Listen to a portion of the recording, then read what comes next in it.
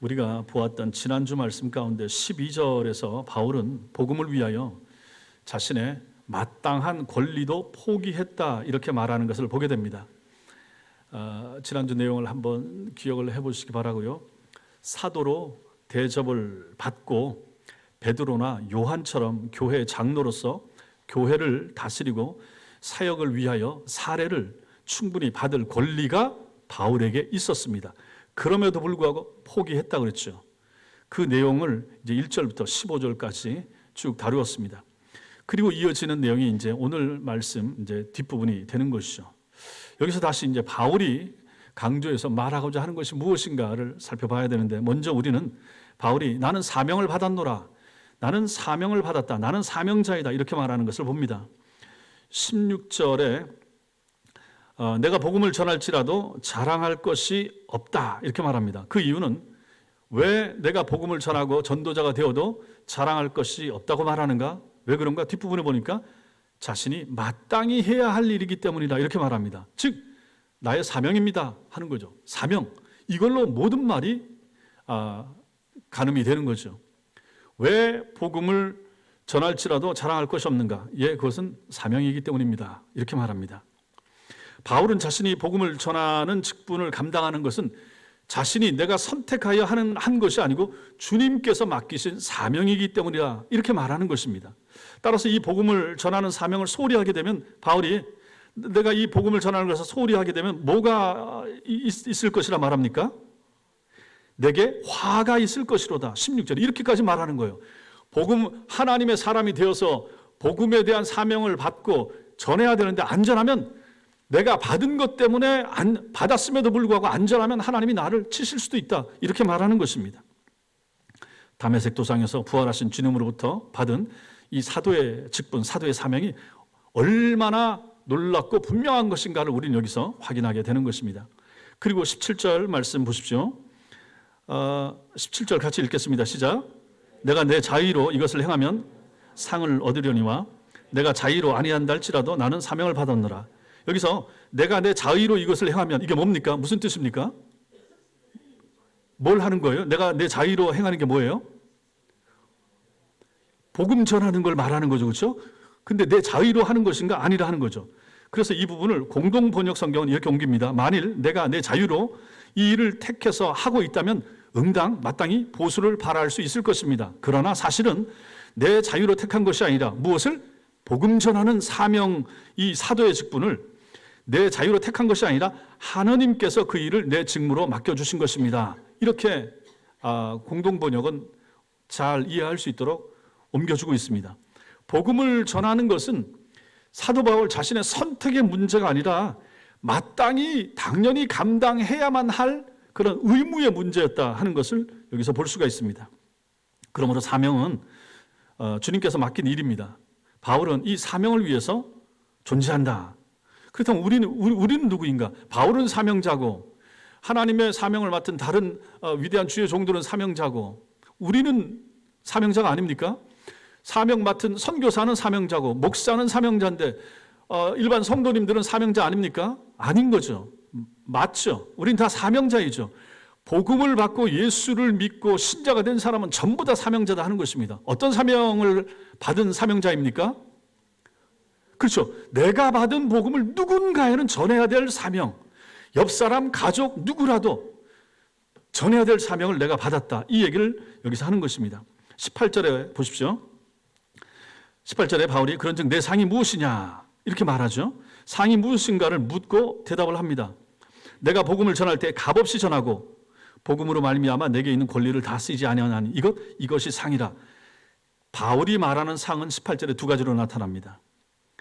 첫째는 자신이 복음을 전할 때 값없이 전하는 거, 이게 내가 마땅히 해야 될 일이고 내 상입니다. 이걸 상이라고 말하는 거예요. 우리는 상이라고 하면 나한테 도움이 되고 뭐 혜택이 주어지고 뭐 돈이 쥐어지고 아니면 무슨 뭐 복을 받고 이렇게만 상을 생각하는데, 바울은 여기서 뭐라고만 말하는가? 복음을 전하는데 값 없이, 대가 없이, 사대비 받지 않고 전하는 거, 이거 나에겐 상입니다 이렇게 말합니다. 두 번째로 바울이 말하는 상은 복음으로 말미암아 자신에게 있는 권리 다 쓰지 않는 것, 내가 사도의 권리, 얼마나 대단한 권리인가. 그럼에도 불구하고 사도의 권리를 다 활용하고 다 쓰고 다 대접받고 안 하는 것, 이게 나의 상입니다. 이렇게 말하는 것이죠. 오늘날 사역자들, 일하는 사람들은 당연히 받아야 되고 당연히 대접받아야 되고 당연히 높임 받아야 되고 뭐 이렇게 생각하는데, 사도 바울은 전혀 그런 면을 여기서 보여주지 않더라 하는 것입니다. 오히려 없는 거, 오히려 인정받지 못하는 거, 오히려 사례비 없이 자발적으로 자기가 텐트 메이킹 해서 선교하는 거, 이걸 가지고 나는 이게 상입니다, 이렇게 말하는 거죠. 이렇게 말하는 사람들의 마음에 뭐가 있겠습니까? 이거 전부 다 하나님이 알아서, 내 상은 하나님이 알아서 주십니다. 땅에서 주시면 감사하고 안 주면 내가 하나님 앞에서 받겠습니다. 이 마음이 있기 때문에 땅에서는 뭔가 취하려고 받으려고 애쓰거나 노력하지 않는다 하는 것입니다. 이러한 자세와 이러한 태도가 필요한 것이죠. 목회자인 저도 마찬가지고 성도인 여러분도 마찬가지고, 하나님 땅에서 복 주세요. 예, 땅에서 복 주시기도 하고 줄 수도 있습니다. 또 하나님 실제로 주십니다. 그러나 우리가 주님을 섬기고 충성하고 헌신한 만큼 하나님이 우리에게 다 상을 다 주시는가? 아니에요. 다 주지 않아요. 또 다 주시면 안 되죠. 하나님 앞에서 받아야 될 거 아니겠습니까? 근본적으로. 그래서 가장 큰 상은 무엇인가? 제가 전에도 말씀드렸죠. 여러분과 제가 신앙생활을 하고 예수를 믿고 나서 가장 크게 받을 수 있는 상이 있다. 뭐라고 그랬습니까? 가장 큰 상이 뭡니까? 가장 큰 상이 뭐였습니까? 구원이죠. 구원. 하나님 나라 들어가는 거. 에이, 그거 뭐 믿으면 다 들어가는 거 아니에요? 아니에요. 하나님이 우리에게 주신 상. 그래서 이제 상에 대해서도 이제 나중에 또 얘기할 기회가 나오겠지만, 상, 가장 확실하고 가장 분명한 상은 하나님 나라 들어가는 것, 천당에 들어가는 것이 가장 분명하다. 왜 그렇습니까? 못 들어갈 사람들이 많기 때문에 그런 거예요. 신자라고 하고 교회 다닌다고 해서 그 사람들이 다 들어갈 것인가? 아닌 경우가 많다 하는 거죠. 그래서 성경을 보면 볼수록 좁은 문으로 들어가고 좁은 길로 가고 이런 내용도 마찬가지고, 이런 내용 전반적으로 본다 그러면 야, 천당 들어가는 것이 쉽지가 않기 때문에 이런 강조를 많이 하신다, 이런 생각을 하는 거죠. 심지어 사역자들이나 유명한 목사님들, 잘 나가는 훌륭한 목사라고 하는 분들도 모르는 거죠. 그래서 어떤 분이 그러잖아요. 나중에 우리가 하나님 나라 들어가 보면 놀라게 될 것입니다. 놀라게 된다. 세 가지를 놀란다. 첫째는 내가 하나님 나라 들어온 것 때문에 놀랄 것이다. 내가 어찌 여기 들어왔는가. 둘째로는 꼭 들어왔어야 될 사람이 없는 것 때문에 놀란다. 그 다음에 또 하나는 뭡니까? 안 들어올 것 같은 사람이 하나님 나라 와 있다. 그런 것 때문에 놀란다. 물론 이 안 들어올 것 같은 사람이라고 하는 것이 우리가 아는 시점에서는 저런 사람이 어떻게 천당가 했는데, 나중에 회심하여 참 신자가 됐을 때 그 사람이 하나님 나라 들어가는 거죠. 그걸 본다 그러면 이런 것은 분명히 진리일 것이다 하는 것이죠. 일단 우리가 들어가는 것은 너무 감사하고 들어가야 되고, 그 다음에 들어갔을 때 반드시 하나님 나라 먼저가 있으리라, 아니면 나중에라도 오리라라고 생각했던 사람들이 안 보일 수 있는 것입니다. 기가 막힌 일이 일어날 것이죠. 그래서 저도 생각을 해보면, 이거 참 하나님 나라 먼저 가볼 수 있다든지, 먼저 맛이라도 보고 이렇게 하면 참 말씀 전하기도 좋고 성도들한테 가르치기도 참 유용할 텐데 하나님이 그걸 안 하시더라 하는 것이죠. 그래서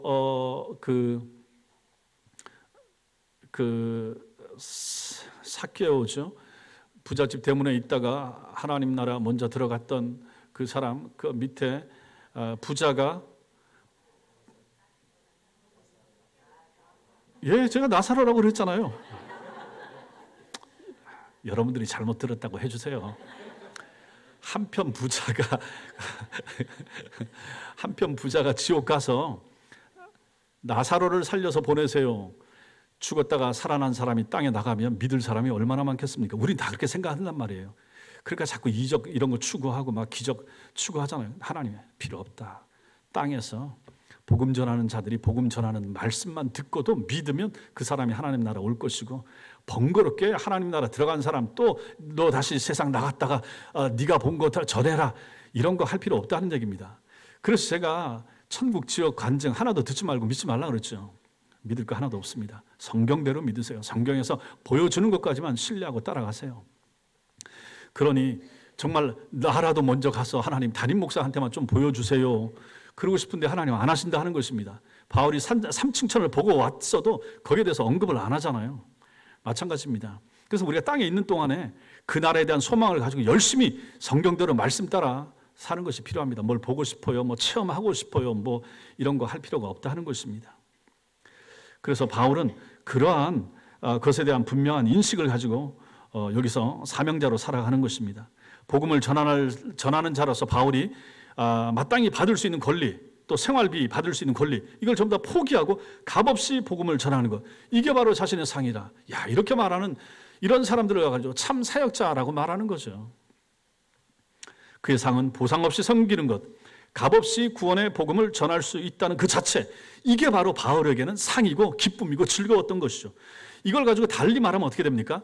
복음의 은혜성, 복음이 얼마나 은혜로운가, 복음이 얼마나 은혜로 우리에게 주어진 것인가를 바울은 자신의 몸으로 직접 보여주고 싶었던 것이죠. 그래서 내가 다른 사람들 후원, 지원 하나도 안 받고 내가 텐트를 만들어 가면서 내가 직접 복음을 전하니 여러분들 이거 하나님의 은혜로 아십시오. 나한테 어떤 대가도 지불할 필요가 없습니다. 여러분들이 받은 이 복음, 전에 들은 이 복음 하나님이 주신 것입니다. 하나님께 감사하시고 하나님께만 집중하십시오. 이런 마음을 가지고 복음을 전했던 사람이 바울이라 하는 것입니다. 사례 없이 거저 복음을 전하는 것을 통해서 바울이 가르치려고 했던 것이 바로 이 부분이 되는 거죠.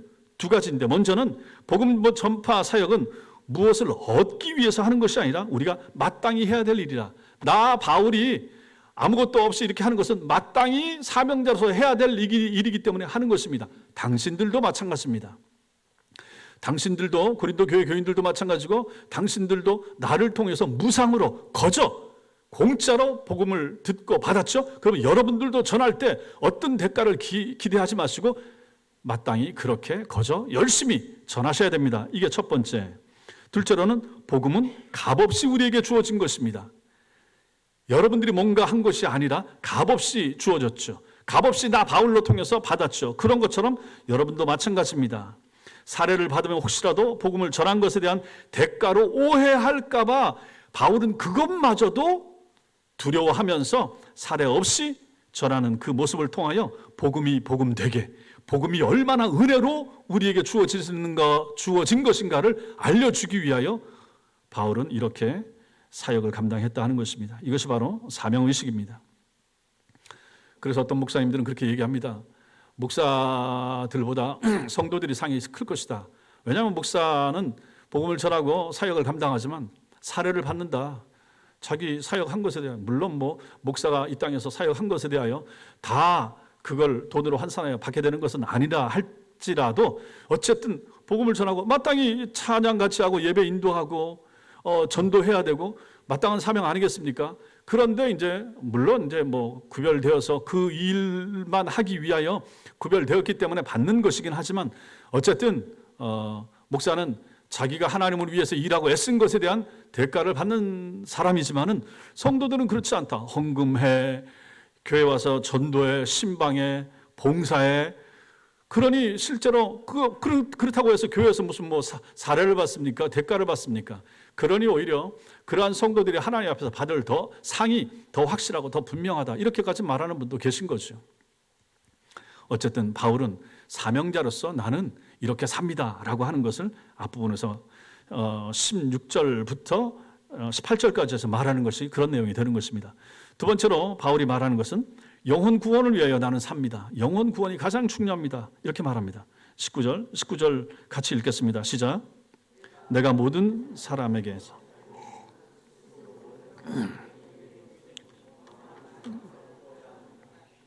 더 많은 사람을 얻고자 합니다. 사람을 얻는 것, 이것 때문에 영혼 구원을 위하여 바울이 사명자로 삽니다. 자신의 사역의 자세를 여기서 말을 하고 있는 거죠. 더 많은 사람을 얻고자 함, 더 많은 사람을 예수께로 인도하고자 함, 더 많은 사람의 영혼을 구원하기 위함, 이렇게 되는 거죠. 바울은 자신이 그리스도의 은혜로 사람을 노예화하는, 노예처럼 만드는 이런 모든 세력들로부터 자유를 얻었다, 이렇게 말합니다. 보세요. 사람들은 마귀가 뒤에 있기 때문에 사람들이 뭐든지 집중하게 되고 거기에 매이게 되죠. 얽매이게 되는 거죠. 돈에 매이게 되면 돈의 노예가 되는 거 아니겠습니까? 쾌락을 너무 좋아하고 쾌락을 쫓아가면 그 쾌락의 노예, 쾌락의 종이 되는 거죠. 워커홀릭, 일하는데 그냥 매여가지고 일을 너무 지나치게 한다. 자기 몸 돌보지 않고 믿음 생활 잘 하지 않고 일에만 너무 많이 집중한다. 그럼 그 일의 종이 되는 거 아니겠습니까? 뭐든지 자기가 좀 적당한 선에서 절제하고 해야 되는데 취미생활 정도로 하면 좋겠는데 그걸 가지고 너무 지나치게 해버리면 이게 이제 그것의 노예가 되는 거죠. 뭐 운동도 마찬가지고 뭐 테니스도 마찬가지고 골프도 마찬가지고 너무 좋아하게 되고 너무 매달리게 돼서 정상적인 생활을 잘 못한다든지 신자가 신자로서 삶을 살아야 되는데 어떤 일 때문에 못한다 그러면 그것이 우상이 되는 것이고 그것에 매여서 나는 종이 되는 거죠. 근데 바울은 뭐라고 말합니까? 내가 모든 사람에게서 자유로우나 자유인이 된 거죠. 마귀로부터 이제 진리 가운데 있게 됐으니까 자유자가 됐죠. 모든 것으로부터 자유됐고 자기가 유대인이지만 누가 뭐라고 타치 못하는 그러한 유대인이 됐죠. 자유로운 거죠. 완전히 자유로운 사람이 됐지만 스스로 모든 사람에게 종이 됐다. 모든 내 주변에 있는 사람들, 내가 아는 사람들에게 나는 종으로서 그들을 섬긴다. 이렇게 말하는 거죠. 왜 그러는가? 그 사람을 얻기 위하여. 그 사람의 영혼을 구원할 수 있다 그러면 내 자유인의 지위를 포기하여 내가 그 사람의 종처럼 보인다 한다 할지라도 나는 그것을 기쁨으로 감당하겠습니다. 이 얘기를 바울이 여기서 말하고 있는 거죠. 영혼 구원을 위하여. 이것은 그리스도를 주님으로 섬기는 사람, 예수 그리스도의 종이 된 사람이 전부 다 이런 삶을 사는 것이 필요하다 하는 것이죠. 그래서 그 뒤에 이 얘기를 바울이 계속하고 있는 것입니다. 약한 사람이든지 강한 사람이든지 부자든지 가난한 자든지 따지지 않고 모든 사람들의 종이 되었습니다. 바울은 종이 될 사람이 아니에요. 리더가 되고 지도자가 되고 탁월한 앞에 서는 사람이 될 수밖에 없는 조건을 태어날 때부터 가지고 있었던 사람이란 말입니다. 그런데 바울이 그렇지 않고 가장 밑바닥에 있는 사람처럼 생활하는 것을 말하려 하고 있다. 왜 그런가? 영혼 구원을 위하여. 많은 사람의 영혼을 얻기 위하여 나는 그렇게 합니다. 이렇게 말하는 거죠. 하나님 말씀 한 군데 보겠습니다. 마태복음 20장 26절 27절 읽겠습니다. 시작. 너희 중에 누구든지 크고자 하는 자는 너희를 섬기는 자가 되고 너희 중에 누구든지 으뜸이 되고자 하는 자는 너희의 종이 되어야 하리라. 분명히 주님이 말씀하시죠. 큰 자가 되고 싶으냐? 섬기는 자가 되라. 으뜸이 되고자 하느냐? 종이 되어야 된다. 결국 주님이 여기서 말씀하시는 것은 무엇입니까? 성도들에게 섬기는 자가 되고 종이 되라 이렇게 말하는 것이죠. 그 사람이 누구든지 세상에서 어떠한 위치, 지위를 가지고 있다 한다 할지라도 종처럼 살고 섬기는 자로 살라. 이것을 실천했던 사람이 누군가? 바울이라 하는 것입니다. 주님의 은혜 안에서 들어온 사람은 이런 삶을 사는 것이 마땅하다 하는 것입니다. 바울이 이렇게 살았습니다. 바울이 이렇게 산 이유가 뭐라고 그랬습니까? 왜 이렇게 산다고 그랬습니까? 영혼 구원을 위하여, 더 많은 사람을 얻기 위하여.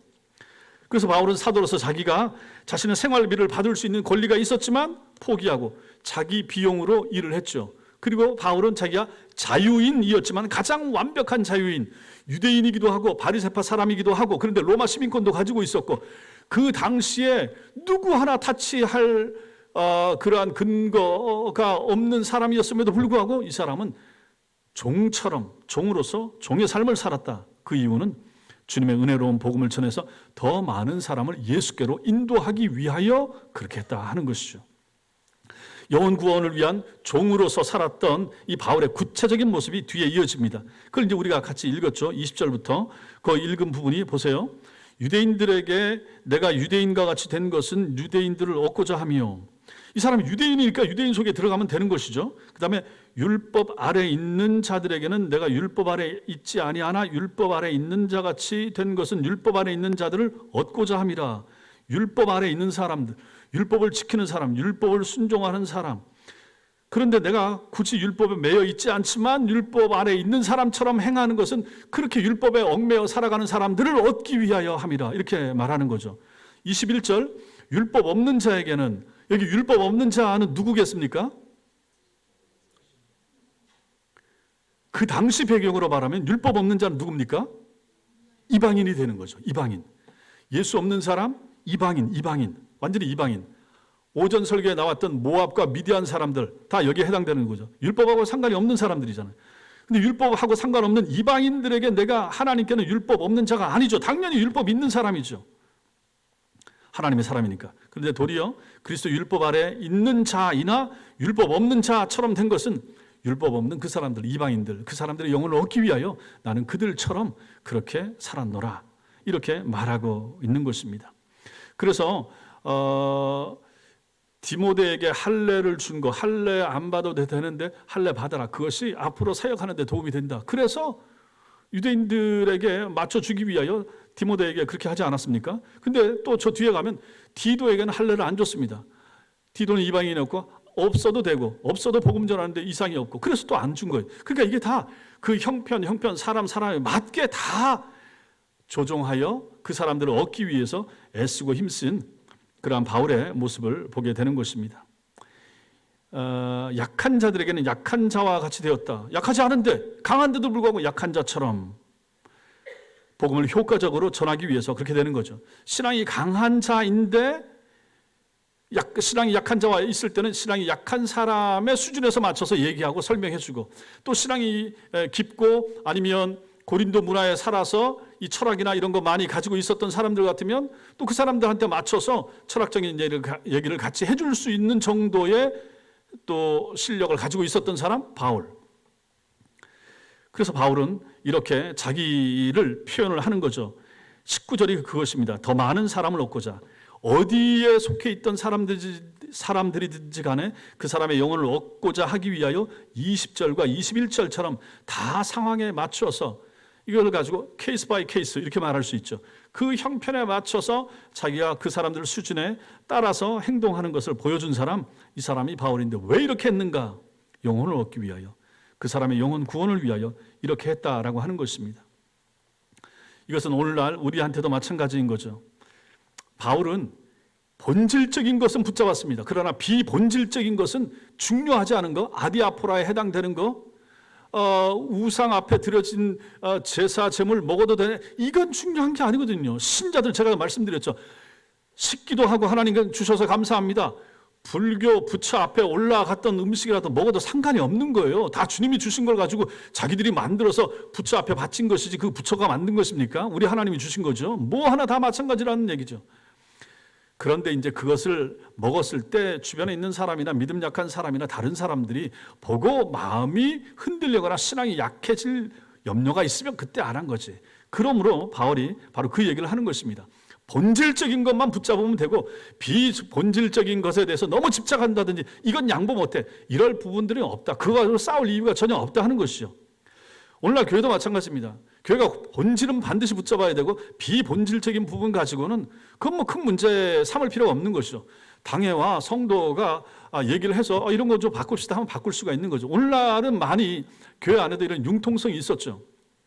근데 옛날은 그렇지 않았잖아요. 융통성이 전혀 없었고 법도 아닌데 그렇게 정해놨잖아요. 그 중에 대표적인 거 전에도 말씀드렸죠. 강대상에 올라오는 거. 강대상에 빨간 카페트 해놓고 여기 다른 사람 못 올라오게 하고 목사, 장로 이 정도만 올라오고 권사님들도 잘 여자 중에 올라올 수 있는 사람 같으면 이제 여기 물 갖다 놓기 위해서 올라오는 권사님 정도만 올라오게 하고 이랬다 하는 거죠. 우리 저 코로나 때문에 김여자 권사님도 안 오셨는데 저기다가 신발 벗고 올라와서 권사님 그럴 필요 없어요. 그냥 올라오세요. 말씀을 드리고. 저도 이게 여기가 뭐 거룩한 장소 아니잖아요. 그래서 저도 종종 여기 청소하는 분들한테 혼나기도 하지만은 신발 신고 올라와서 뭐 앉기도 하고 한단 말이에요. 의도적으로 여기가 거룩한 곳, 이거 아무것도 아닙니다 하는 것을 보여드리기 위해서 하는 것이고, 옛날에는 그런 생각들이 다 있었잖아요. 그런데 성물이라고 부르고 거룩할 성자 붙일 수 있는 거 이 땅에 제가 봤을 때 없습니다. 성도만 거룩할 무리도 해서 성도만 성자 붙이면 되고 나머지는 교회 안에 있다고 해서 성물이고 밖에 있다면 숙물입니까? 아니죠. 다 이거 하나님 앞에서 활용만 잘하면 되는 것이고 상관이 없습니다. 그래서 누구든지 올라올 수 있고 애들이 올라와도 상관이 없고 교회 안에서 뭐 뛰든지 해도 상관이 없습니다. 그런데 이제 예배 때 정결하고 예배 때 엄숙하고 경건한 예배를 위하여 우리의 복장, 태도, 자세 뭐 이런 거 없으시지만 이제 어떤지 이제 모자를 쓰고 오시는 분들이 있잖아요. 이제 그 부분은 참 얘기하기가 좀 곤란합니다. 미용 때문인가, 뭐 때문에 하여튼 쓰실 수도 있는데, 만약에 우리가 뭐 심지어 시장을 만나러 가도 머리에 모자를 쓰겠습니까? 뭐 그렇게 비교할 건 아니지만은 하나님 앞에서 나와서 예배한다. 머리에 모자를 벗는다라고 하는 것은 그 사람에 대한 예의를 표하는 것이고, 그분을 높이고 인정하는 그런 의미가 담겨 있잖아요. 예배도 마찬가지라 하는 것이죠.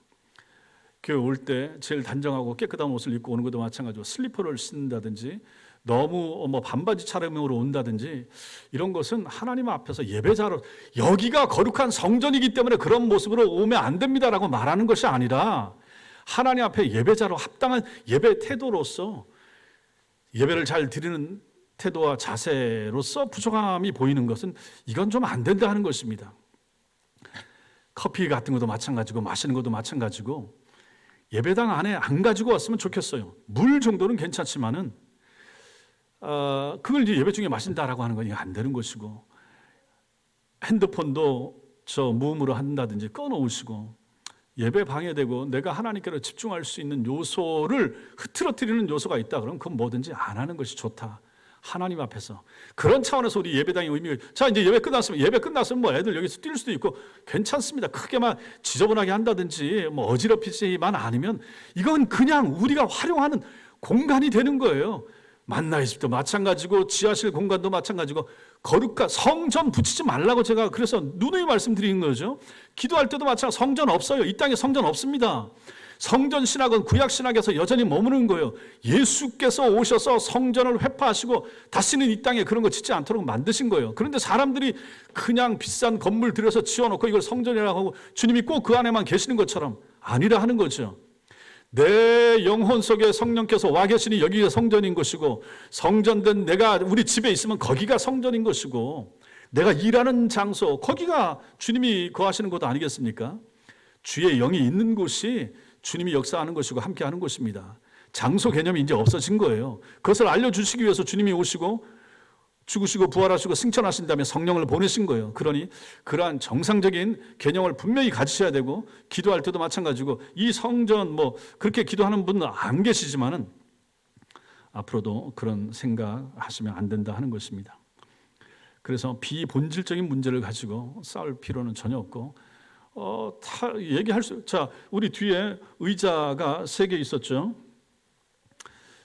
그래서 이제 작년에 어떤 분은 목사님 의자 요즘은 양쪽으로 이제 갖다 놓는 것이 교회들마다 추세입니다. 그렇게 하시죠 했는데 전 그때는 거절했습니다. 이게 어때서 또 이렇게 3개 왜 3개를 처음에 갖다 놨는지 모르겠는데 성부, 성자, 성령 이래서 그러는지 우리 주여 3창도 어떤 목사님들은 성부, 성자, 성령 때문에 3창 한다고 그러고 하기도 하는데 어쨌든 3개 정도 있으니까 안정적이기도 하고 그렇죠. 근데 이제 다른 교회들 가보니까 이제 양 옆으로 이제 하고 그 다음에 저런 의자도 이 크리스탈로 또 바꿔놓고 하더라고요. 그리고 또 어떤 데 가면은 굉장히 또 간단하게 하고 아예 의자 없기도 하고 밑에서 올라오기도 하고 상관이 없는 거예요. 그거 본질적인 거 아닙니다. 옛날에는 이거 타협하면 안 되고 여기는 강대상은 큰 나무로 된 거 으리으리한 거 움직이지도 못하는 거 평생 있어야 되는 거 그런 것만 했잖아요. 피아노도 못 움직이고 들어오면 안 되고 예배당 안에 성전 안에 안 된다. 그런 게 어디 있습니까 성경에. 실제로 그게 다 사람들이 만들어낸 관례, 관습, 말도 안 되는 전통 이런 거였다 하는 것이죠. 정말 중요한 영혼을 사랑하고 하나님께 영광을 돌리고 바른 예배를 드리고 진리를 추구하고 이런 것은 약화시키고 그냥 껍데기 같은 거 비본질적인 것에 너무 많이 신경을 쓴 것은 그 문제였던 거죠.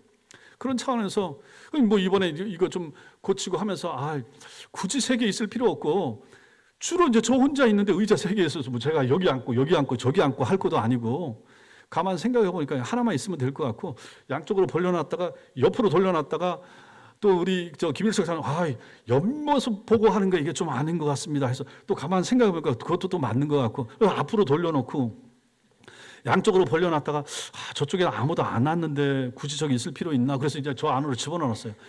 그래서 혹시 의자 필요하시면 얘기하시고 저 안에 이제 2개를 집어넣고 하나 갖다 놓고 임직식 할 때도 마찬가지죠. 다른 목사님들 오시면 저 밑에 계시다가 올라와서 하면 되고 제가 지금 말씀드린 게 뭡니까? 비본질적인 거를 하는 이거 가지고 싸우고 목사님 그거 안 돼.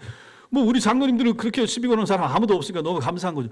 왜 그런 걸 옮깁니까? 우리 교회가 전통적인 교회인데 37년 된 천성교회 막 이렇게 얘기하게 되면 이게 이제 복잡해지는 거죠. 우리가 바꿀 것도 있고 안 바꿀 거 있고 그렇잖아요. 전에도 말씀드렸죠. 천재성 목사님이 목사님 두 가지만 바꾸지 말아주세요. 천석교회 이름 바꾸지 말아주고 영구표 하나님께 영광을 뭐였죠? 모든 것을 하나님의 영광을 위하여 이것만 바꾸지 말아달라. 아유, 그건 뭐 너무 쉬운 것이고 너무 감사한 것이고 너무 당연한 거 아니겠습니까? 그게 뭐가 어렵겠습니까? 그거 외에는 사실 뭐 다 바꿀 수도 있고 웬만한 것들은 고칠 수 있으면 더 좋게 더 아름답게 하면 좋잖아요. 다 이 모든 공간이 다 우리가 더 예배를 잘 드리고 하나님께 더 나은 예배와 더 나은 교육을 위해서 고칠 수 있으면 이것도 고친 것도 마찬가지예요. 이 앞에 하는 것도 마찬가지. 우리 예배당은 절대 손대면 안 됩니다. 그래서 실제로는 또 그런 후임 목사님이 가서 그런 문제가 있어서 갈등이 일어나다가 쫓겨나기도 하고 이런 것을 보는 거예요. 그래서 그걸 보면 참 그때마다 제가 생각하는 게 뭐겠습니까? 아, 우리 천성교회 기존의 교인들 너무 감사하다. 너무 착하시다. 인천에 예일교회 있잖아요. 천안 목사님. 그 교회 담임 목사가 후임 왔다 1년 만에 사임했어요. 와서 막 이것저것 바꿨대. 예배 시간 바꾸고 뭐 바꾸고 막 젊은 분이 와서 너무 의욕적으로 막 바꿔서 사람들이 처음엔 좋아하는 것 같은데 이제 그것 때문에 갈등이 생기고 하다가 결국은 사임해버렸어요. 1년 만에. 이야, 그것도 참. 저번에 또 말씀드렸죠. 합병해가지고 3년 만에 다시 갈라진 그 교회가 있다. 우리 밑에 그 커피 갖다 주는 그 장로님 교회가 그렇게 됐다고 말씀드리지 않았어요? 그런 걸 생각하면 참 얼마나 감사한가. 그러니까 옛날에 거 굳이 그거 유지하지 않아도 괜찮을 거 양보해도 되는 거 목사가 좀 양보하고 아니면 장로님들이 좀 양보하고 권사님들이 굳이 고집 안 버려도 되는데 원로 장로님이 그건 절대로 안 됩니다. 내 눈에 흙 들어가기 전에는 막 이러다 보니까 그게 진리 문제도 아니고 그러므로 우리가 비본질적인 문제를 가지고 그렇게 할 필요는 없다 하는 것입니다. 이게 바로 바울이 보여줬던 융통성의 문제. 헬라인에게 가면 헬라인에게 잘 어울리는 말을 하고 유대인과 함께 할 때는 유대인들에게 하고 강한 자와 함께 할 때는 그들의 수준에 맞게 하고 약한 자 있을 때는 또 그 수준에 맞춰서 얘기해 줄 수 있었던 사람 바울이다. 오늘날 선교사들이 오늘날 목사들이 이렇게 할 수 있으면 얼마나 좋겠습니까? 저도 마찬가지예요.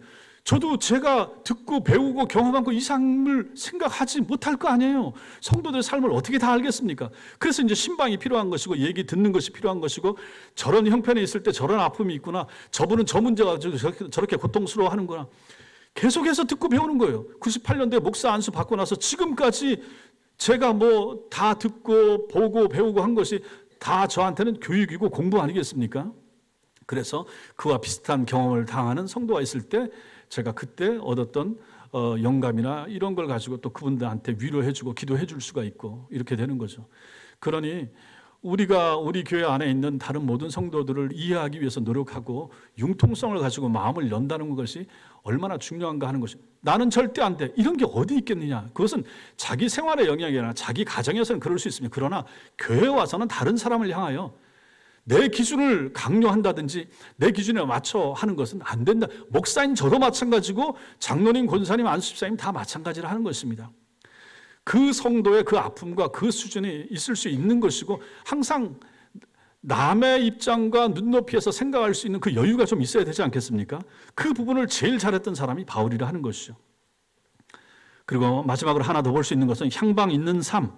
이게 이제 23절부터 27절까지입니다. 어떤 방향을 가지고 나아갔는가? 23절에 내가 복음을 위하여 모든 것을 행했다. 일부가 아니고 모든 것, 복음에 초점을 맞추고 그의 삶의 목적, 방향은 복음을 위해서였다 하는 것이죠.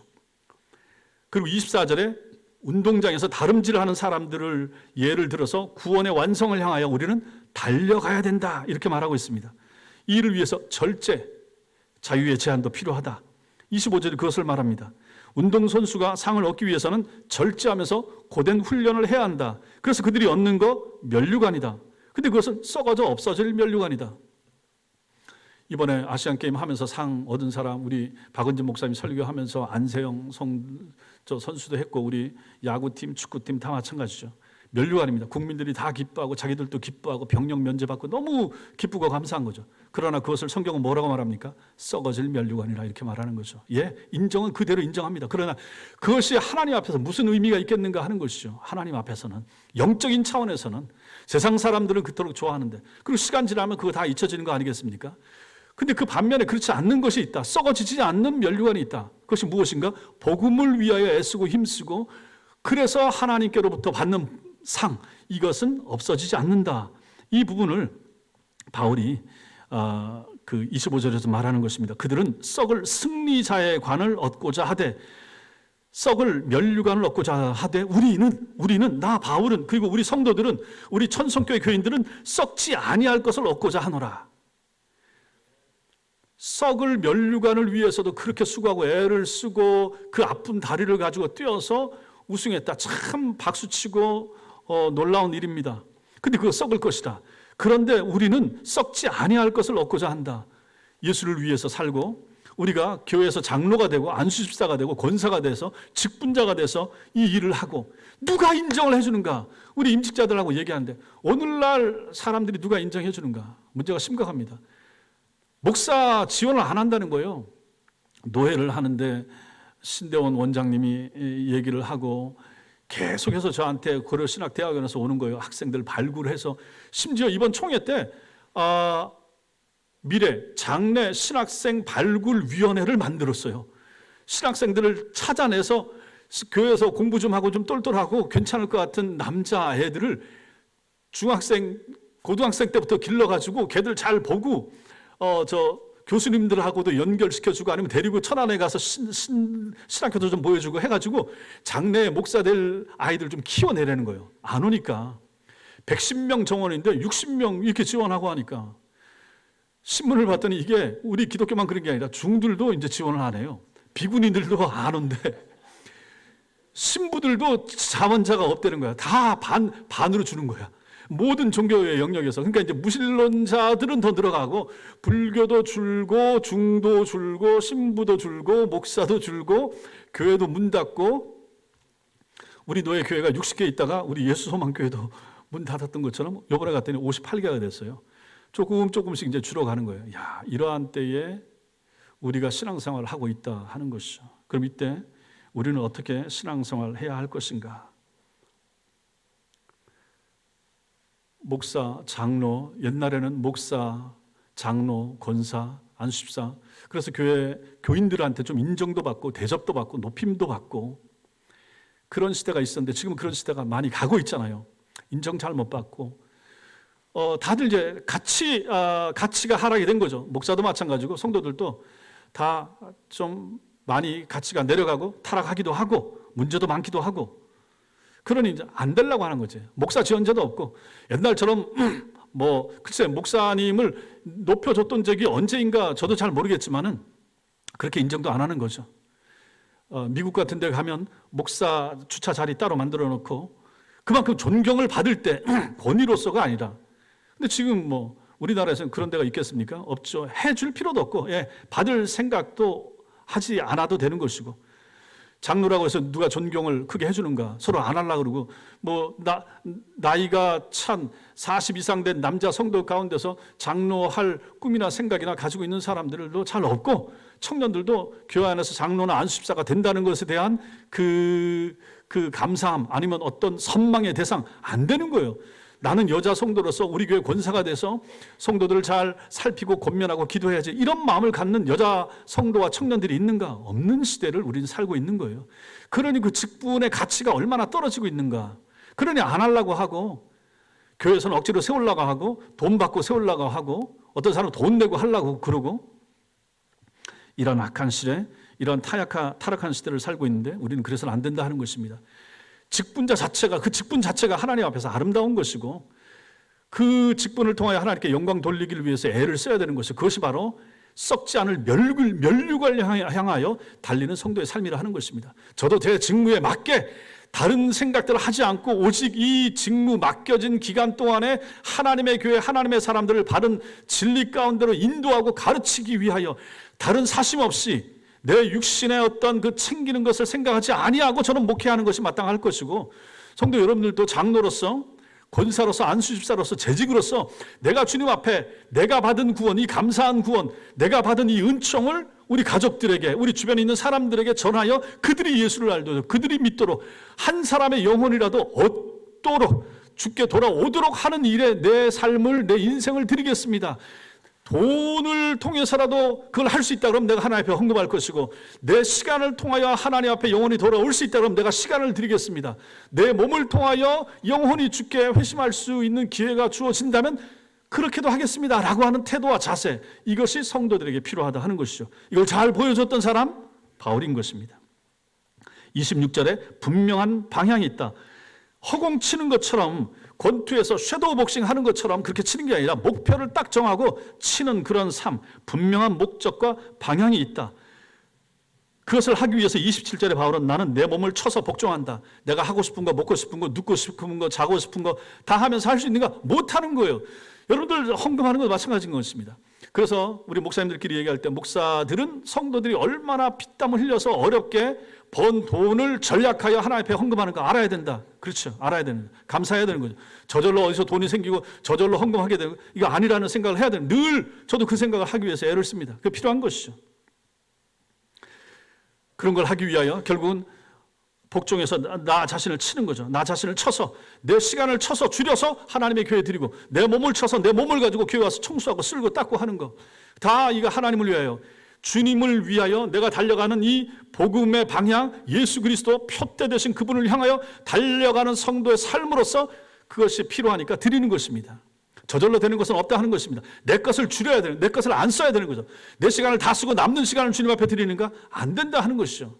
그래서 성도 여러분, 기도하는 일도 마찬가지고, 새벽 기도도 마찬가지고, 수요일, 금요일 마찬가지입니다. 정 어렵거나 힘들거나 그런 분들은 그럴 수 있지만, 그럼에도 불구하고 남는 시간을 쓰는 건 아닌 거예요.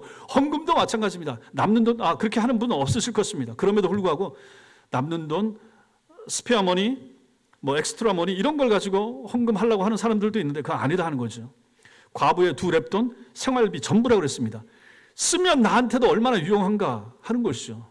근데 그것을 가지고 주님 앞에 드린다. 주님 앞에 드리면 어떻게 됩니까? 없어져요. 이게 하늘로 올라갑니까? 하늘로 안 올라가요. 어디로 갑니까? 교회 통장에 들어가는 거죠. 그리고 교회 일을 위해서 씁니다. 그럼에도 불구하고 우리는 이것을 하나님께 드립니다라고 믿고 가는 사람들이에요. 그러니 세상 사람들이 우리를 보면 얼마나 바보 같겠습니까?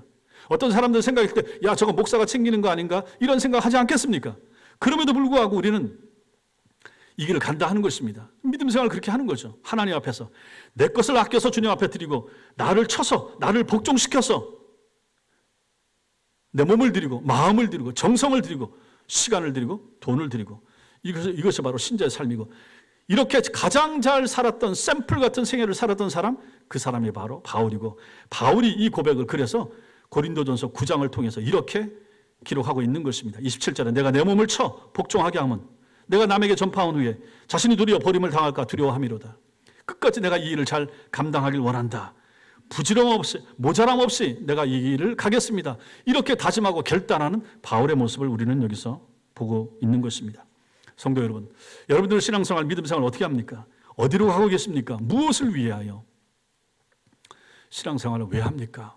왜 교회를 나오십니까? 물어보십시오. 특히 우리 모세전도 회원들 마찬가지 잘 생각하셔야 돼요. 마지막까지 예수 잘 믿으셔야 돼요. 끝까지 잘 믿으셔야 됩니다. 하나님 앞에서 믿음 생활 바르게 잘 성경적으로 하셔야 됩니다. 노년에 주님 앞에 신앙 고백이 분명해야 됩니다. 그렇게 믿음 생활 잘 하시는 것이 필요하고, 하나님 앞에 타협하지 말고 다른 생각하지 마시고 교회에 등록하고 여기 믿음 생활을 했으면 이 교회를 통해서 하나님이 나를 부르셨다 믿으셔야 되는 거죠. 그리고 하나님이 이 교회에서 나를 옮기기 전까지는 이 교회는 내 교회입니다. 객이 아니에요. 나는 N분의 1이 아닙니다. 이 교회 내가 주인인 거예요. 그 누구도 주인이 아니잖아요. 주님이 주인이시고 주님이 주인된 교회에 나를 부르셨으니 나는 이 교회의 책임자인 것입니다. 그러한 마음과 태도를 가지고 해야 되는 거죠. 객처럼 제3자인 것처럼 그렇게 어울리지 않고 섞이지 않고 신앙생활을 하는 것은 옳지 못하다 하는 것입니다. 여기는 등록한 모든 성도들 누구라도, 어린아이들라도 이 교회의 주인입니다. 그러한 마음과 태도를 가지고 교회를 섬기는 것이 있을 때 방향이 분명한, 향방이 분명한 삶이 되는 것이고, 그 사람이 믿음 생활을 제대로 하는 사람이 된다 하는 것이죠. 지금도 그렇게 하고 계시지만 앞으로도 우리 성도들 모두는 이렇게 믿음 생활을 바울이 얘기했던 것처럼 이러한 삶을 잘 신앙 안에서 살 수 있는 그런 하나님의 사람들 되시기를 주님의 이름으로 축원합니다.